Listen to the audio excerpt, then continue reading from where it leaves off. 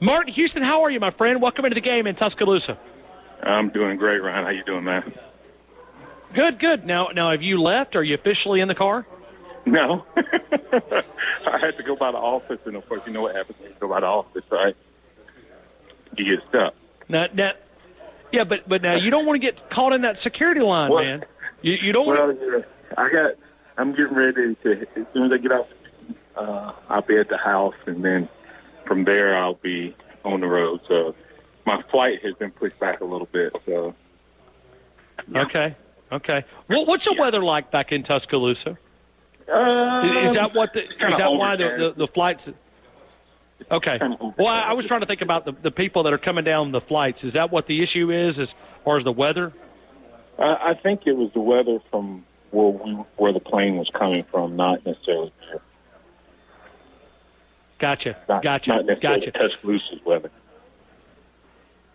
Martin, when you see this game, I know you spent a lot of time talking about the Blitz, and you're breaking it down mornings beginning at 6 a.m. What do you think? What's the biggest conversation piece that you think is about this game? Well, I've heard a lot of people saying what Alabama needs to do in terms of Alabama taking the approach of let's just run the clock. No, I think you have to make sure you play your game. Now, that doesn't mean I think Alabama needs to, run the ball more in this game probably than they have before, and then use Tua's arm maybe a little bit more in play action like they used to do with A.J. McCarron and guys like that more. But I don't want to see us, trying to just run the ball for the sake of burning the clock. I want us to run the ball because I think we can literally run it down their throat. I think you're going to see as many explosive plays from the offensive side of the ball in terms of the running game as you do the passing game in this particular game. So to me, that's kind of where the matchup is, Ryan. Their offense is going to generate some points.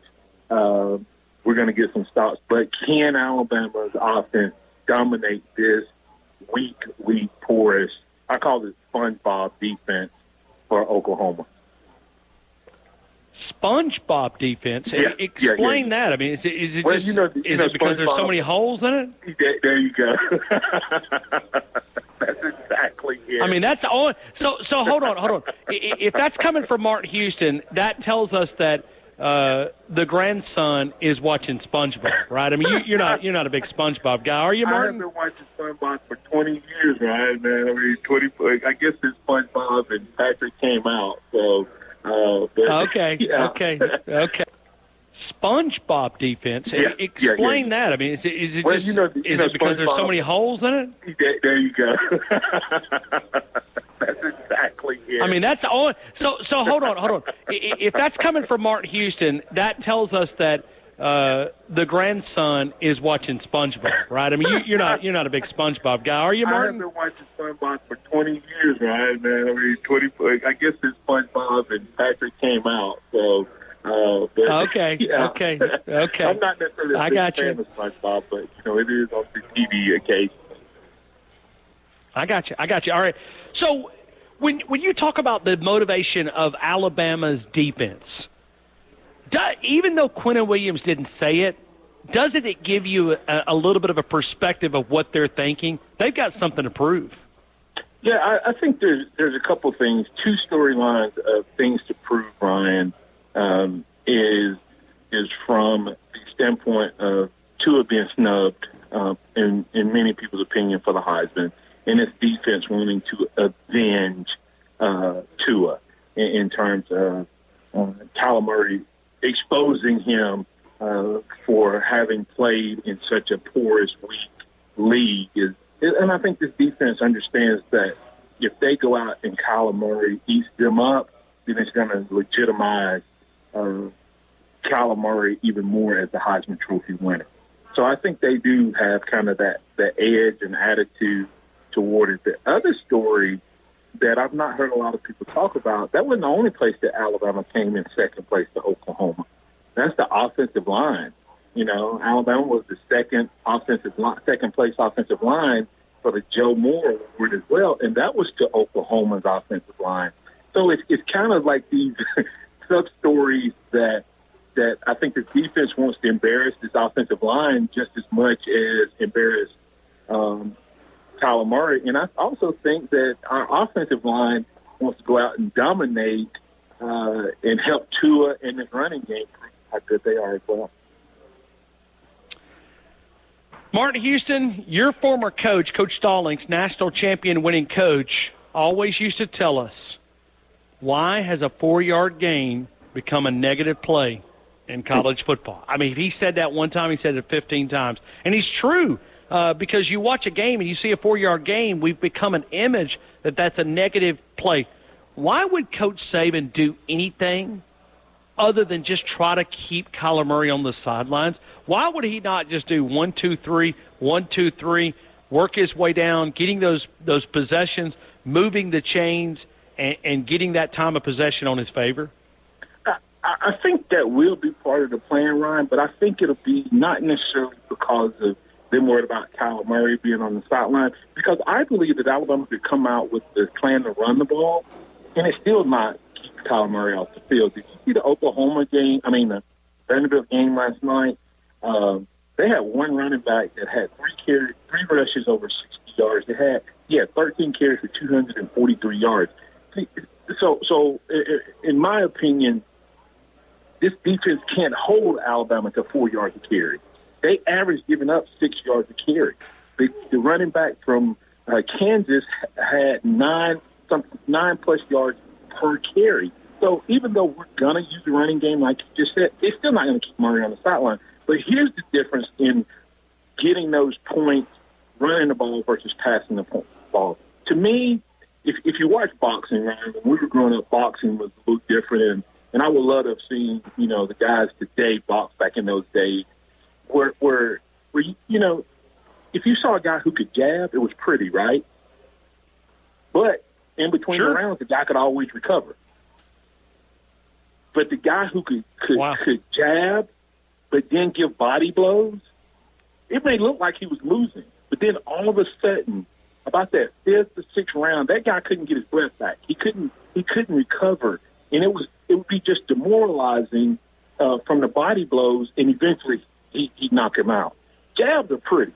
And to me, that's what college football and these deep balls, that's jabbing, man. You don't ever put anybody away with the jab. And even though Alabama may have a lot of explosive running plays, there's something about when you run the ball, Ryan, it demoralizes the other team to the point, even the offense that's standing on the sideline, when they realize there's nothing we can do, there's nothing our defense can do, it's like a body blow. It's a body blow. It's a body blow. And there's nothing they can do. When you pass the ball and you keep passing it, there's always a chance you can intercept it, run it back. But it's just and so that's the type of running game I think you're going to see from Alabama. One that is just, when we want to run it, we're going to run it. When we want to pass it, we're going to pass it. When we want to play action off of it, we're going to play action off of it. And that will be demoralizing. And time of possession may or may not be in Alabama's favor, but I think the mental side of the game will be in Alabama's favor because Oklahoma sees, man, there's nothing we can do to stop this thing. Martin, I want to talk about something, and it's so funny. I mean, you and I think a lot from time to time, and obviously because of the Christmas holiday, and I hope you did have a great Christmas with your family. I know we talked about that last Friday, but we have not been able to connect with lunch, and we were talking earlier via the phone and kind of breaking down some things, and we were almost all over at the same page. This game means a lot to the direction of college football. Absolutely, and I think that Alabama is not just representing the Alabama nation, but it's representing those who love football played like men play football. And I know this sounds bad. I like to see offense, don't get me wrong. But I don't like to see like the game last night, that was absolutely embarrassing to me. And as I'm watching the game, I'm like, that's sick. That's sickening. Because it was 75-yard play here, 65-yard play there, 85-yard play there. Nobody playing defense consistently. And to me, this game is a referendum on college football.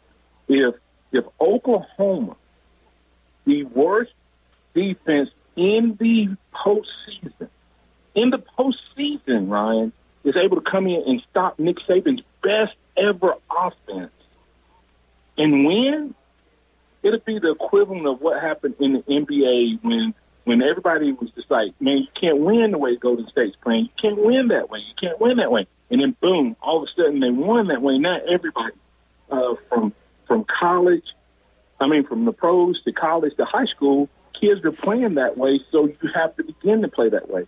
And if this happens, and it's already moving in that direction to some degree, but if they get the championship, if they dethrone the gold standard of what traditional college football has looked like in terms of Nick Saban, even though we're exposed on offense, we still look like the old school to a degree. We just spread it out a little bit. If that is dethroned by this Oklahoma team, as bad as they are defensively, it flips college football on its head, and people rush to that side of the equation even more because it's a lot easier, Ryan, in my opinion, to build that type of football team than it is the type of team that Nick Saban has built.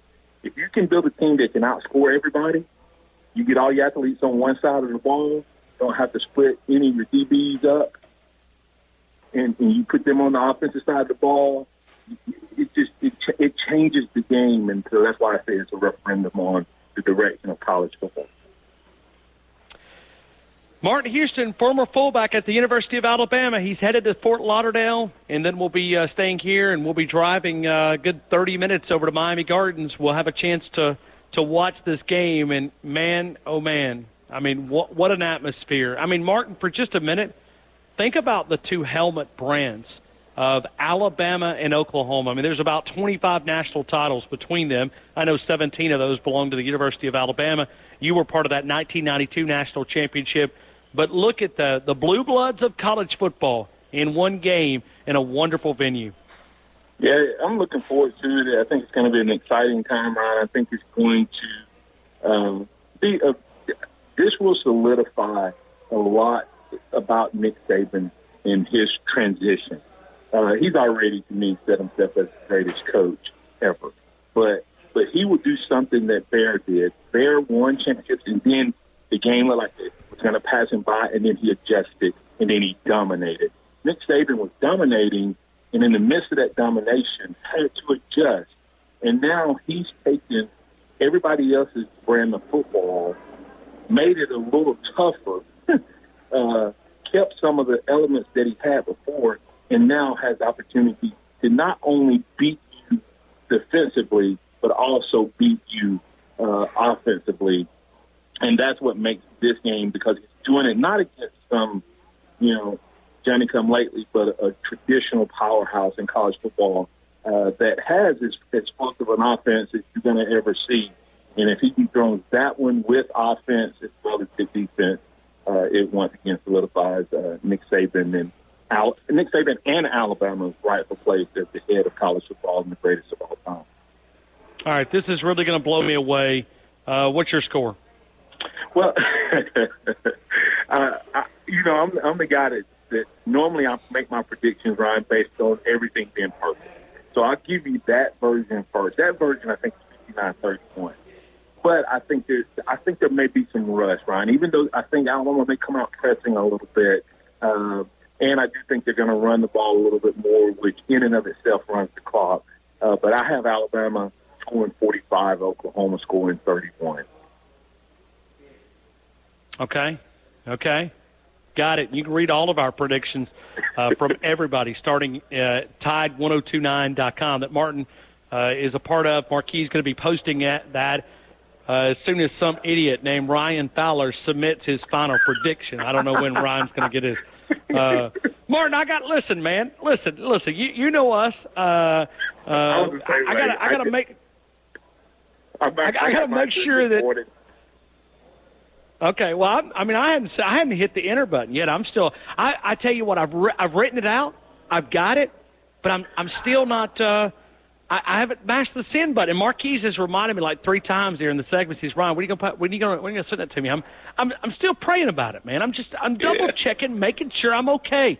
That's right. Martin, man, I appreciate you, man. Safe travels down to South Florida. Hope you have a wonderful trip, and hopefully we're able to connect. And hey. Bring some shorts. Okay. All right, man. I'm trying to.